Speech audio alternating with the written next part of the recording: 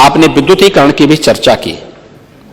पांडे जी, 2017 के पहले आप भी बिजली के लिए तरसते थे, क्योंकि आपके जिले में भी मैं आंदोलन करने के लिए आया था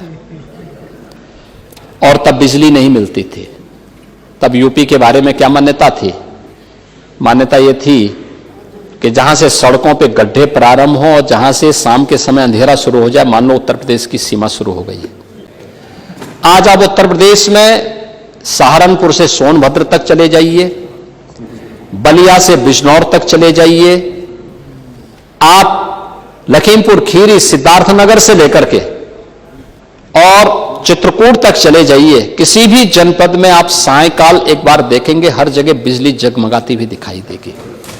हर जगह बिजली। जिला मुख्यालय 24 घंटे, तहसील मुख्यालयों में 22 घंटे से अधिक, ग्रामीण क्षेत्र में 18 से 20 घंटे की विद्युत की आपूर्ति अनवरत की जा रही है।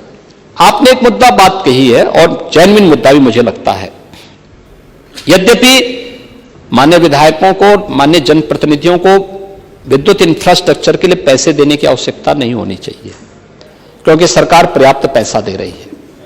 हर मजरे तक विद्युतीकरण का कार्य करना इस सरकार की प्रतिबद्धता है। सरकार इस कार्य को पूरा करेगी और हम लोगों ने इसके लिए जो कार्य किए हैं उस कार्यक्रम को आगे बढ़ाने का कार्य हम लोगों ने अब तक किए हैं। मुझे आपको बताते हुए प्रसन्नता है कि 17 से अब तक 24,800 से अधिक की लागत से 193 सब स्टेशन का निर्माण करने का काम किया गया है।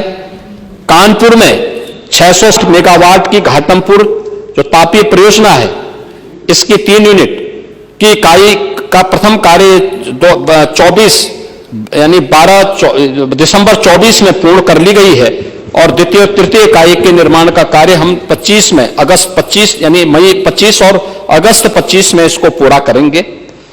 9,926 नए ट्रांसफार्मर की स्थापना, 28,602 ट्रांसफार्मर की क्षमता की वृद्धि, यह पूरा किया जा चुका है और 1,88,000 निजी नलकूपों को कनेक्शन देने के कार्य भी हुए हैं। 17 तक कुल जो स्थापित 288 मेगावाट की कुल ग्रीन एनर्जी यानी सोलर एनर्जी के जो परियोजनाएं जो लागू हो पाई थी, आज पिछले पौने 8 वर्ष में इसकी क्षमता बढ़ाकर के 8 गुना अधिक बढ़ाई गई हैं, 10 गुना अधिक बढ़ाई गई, जिसमें अब 2,653 मेगावाट क्षमता की सोलर परियोजनाएं इस समय हमारी पूरी हो चुकी हैं, जो फंक्शनल हो गई हैं। इसके अलावा विभिन्न भवनों के ऊपर भी 508 मेगावाट क्षमता की सोलर रूफटॉप परियोजनाओं की स्थापना की गई है। बुंदेलखंड में ग्रीन एनर्जी कॉरिडोर के अंतर्गत 4,000 मेगावाट के सोलर पार्क की स्थापना और सौर ऊर्जा नीति के अंतर्गत 22,000 मेगावाट सौर ऊर्जा के उत्पादन के कार्यक्रम को भी सरकार आगे बढ़ाने का काम कर रही है। 17 यानी 1947 के पहले से लेकर 2017 तक कुल 1,28,494 मजरों तक बिजली पहुंची थी। यानी 70 वर्षों में जितनी बिजली पहुंची थी, हमने अप्रैल 17 से लेकर के दिसंबर 23 तक 2,49,818 मजरों तक विद्युत की आपूर्ति करने का काम किया, यानी बिजली इंफ्रास्ट्रक्चर वहां खड़ा करने का काम किया है। 12 से 17 के अंतर्गत आप लोग कुछ 8 लाख विद्युत कनेक्शन दिए थे और 17 से अब तक हम लोगों ने 1,65,00,000 फ्री बिजली के कनेक्शन उपलब्ध करवाने के काम किए हैं। यह डाटा है आपका। जो एक बात जो आपने कही है और मैं पावर कॉर्पोरेशन से इस बारे में कहूंगा भी कि पहले तो किसी माननीय जनप्रतिनिधि को विद्युत इंफ्रास्ट्रक्चर के लिए, ट्रांसफार्मर के लिए तो कतई पैसा मत दीजिए, सरकार पैसा दे रही है। और जो नहीं करता है 112 का जो टोल फ्री नंबर है, आप उस पर कंप्लेंट करिए, नहीं तो यहां पे माननीय मंत्री जी को अवगत कराइए और मुख्यमंत्री कार्यालय को भी अवगत कराइए। अगर एक समय सीमा के अंदर नहीं करते हैं तो जवाबदेही उसमें भी तय होगी। दूसरा, इस बारे में भी तय होगा कि अगर कहीं पे इंफ्रास्ट्रक्चर के लिए पैसा देने की नौबत आती है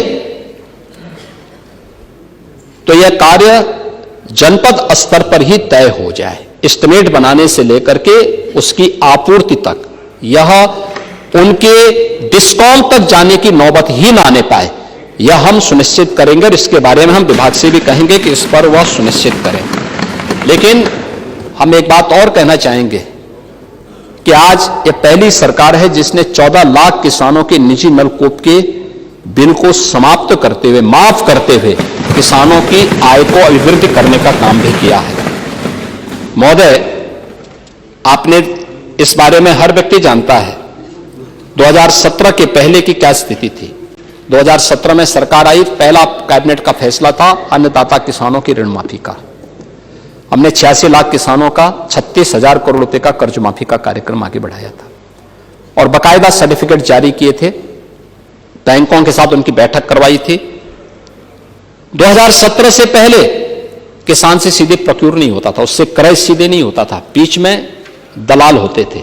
और मुझे बताते हुए प्रसन्नता है कि हम लोगों ने यानी लगातार हम लोग अब अन्नदाता किसानों से फसल का क्रय करते हैं। इसमें खाद्यान्न उत्पादन में भी जो हम लोगों ने टेक्नोलॉजी का उपयोग किया है, सिंचाई की सुविधा बढ़ाई है, किसान की रुचि खेती के प्रति ज्यादा हो, अन्नदाता किसानों की सुविधा के लिए सरकार ने जो प्रयास किए हैं, आज जो 16-17 तक खाद्यान्न उत्पादन पर जो प्रति हेक्टेयर जो था 27.25 क्विंटल था, वह 23-24 में बढ़कर के अब 30.51 क्विंटल तक पहुंच चुका है। ये चीजें दिखाती हैं कि सरकार के द्वारा उठाए गए कदम सही दिशा में आगे बढ़े हैं। इसके अलावा प्रदेश सरकार ने जो प्रधानमंत्री फसल बीमा योजना के अंतर्गत भी पहले हम लोग देखते थे कि किसानों को इसका पैसा नहीं मिल पाता था, आज लाखों किसान इस योजना से लाभान्वित हो रहे हैं। और अगर मैं केवल 24-25 के अंतर्गत ही इन किसानों की संख्या को देखूं तो 23-24 के अंतर्गत माह दिसंबर तक 28,58,000 कृषकों द्वारा 19,84,000 हेक्टेयर क्षेत्रफल में फसल बीमा कराया गया और जिसमें 9,35,000 जो बीमित किसान थे उन्हें 495 करोड़ 41 लाख रुपए की क्षतिपूर्ति भी उन्हें प्राप्त हुई है। गन्ना किसानों के लिए 16-17 में जो गन्ना किसान का जो क्षेत्रफल था, जो गन्ना किसान का था, वह 20.54 लाख हेक्टेयर था, आज वह बढ़कर के 29.66 लाख हेक्टेयर बढ़ा है। और आय से औसतन 370 रुपए प्रति क्विंटल की दर से उन्हें यह धनराशि भी उपलब्ध हो रही है।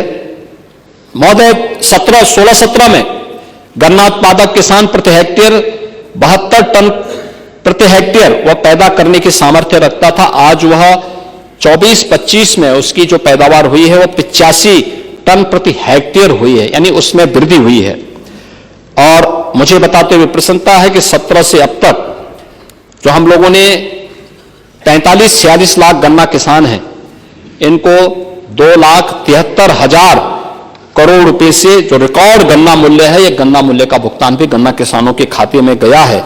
अगर मैं इसको कहूं तो 2017 के पहले 22 वर्ष में जितना गन्ना मूल्य का भुगतान आप लोगों ने किया है उससे ज्यादा है। 7 वर्ष में हम लोगों ने उससे कई ज्यादा, यानी लगभग ये 60,000 करोड़ रुपए अधिक भुगतान गन्ना किसानों को मात्र 7.25 वर्ष में अब तक किया गया है। 120 चीनी मिलें वर्तमान में क्रियाशील हैं और इनकी जो पेराई क्षमता है यह लगातार बढ़ाई गई है। 3 नई चीनी मिलें 17 के बाद लगी हैं, 6 चीनी मिलों का पुनर्संचालन किया गया है, 38 चीनी मिलों का विस्तार हुआ है और लगभग 1,25,000 जो लोग हैं उनके साथ प्रत्यक्ष या अप्रत्यक्ष रूप से इसके साथ रोजगार के साथ जुड़े हैं। इसके साथ ही 285 नई खांडसारी इकाइयों की स्थापना के लिए, जिसके माध्यम से 41,800 लोगों को प्रत्यक्ष और अप्रत्यक्ष रोजगार प्राप्त हुआ, यह भी किया गया है। इथेनॉल उत्पादन में 42 करोड़ से बढ़कर के 23-24 में बढ़कर के 177 करोड़ लीटर आज उत्तर प्रदेश के अंदर इथेनॉल का उत्पादन हो रहा है। सिंचाई और बिजली की निःशुल्क व्यवस्था उपलब्ध होने के बाद 14 लाख से अधिक निजी नलकूपों में बिजली बिल माफ किए गए हैं और 31 सिंचाई परियोजनाओं के पूर्ण होने से 22,75,000 हेक्टेयर की अधिक सिंचन की क्षमता भी इसके माध्यम से अर्जित की गई, जिसके माध्यम से 46,69,000 कृषक इसके माध्यम से सीधे सीधे लाभान्वित हुए हैं। महोदय, इसके अलावा मध्य गंगा नहर परियोजना फेज 2, कनहर सिंचाई परियोजना, महाराजगंज में रोहिन नदी बांध ये पूर्ण होने पर 4,74,000 हेक्टेयर क्षेत्र में सिंचन के अतिरिक्त क्षमता सृजित होगी और इसके माध्यम से 6,77,000 किसान इसके माध्यम से लाभान्वित होने वाला है। महोदय, इसके साथ ही पीएम कुसुम योजना में हम लोगों ने 2024 में जो किसान हैं उन लोगों तक अब तक यानी 2023 तक हम लोगों ने लगभग 82,000 किसानों को सोलर पैनल उपलब्ध करवाए हैं और इस सत्र में 53,000 से अधिक किसानों को सोलर पैनल उपलब्ध करवाने की कार्रवाई को भी सरकार आगे बढ़ाने जा रही है, जिससे उन्हें यह सुविधा उपलब्ध हो सके और सरकार इन सभी कार्यक्रमों को आगे बढ़ा सके।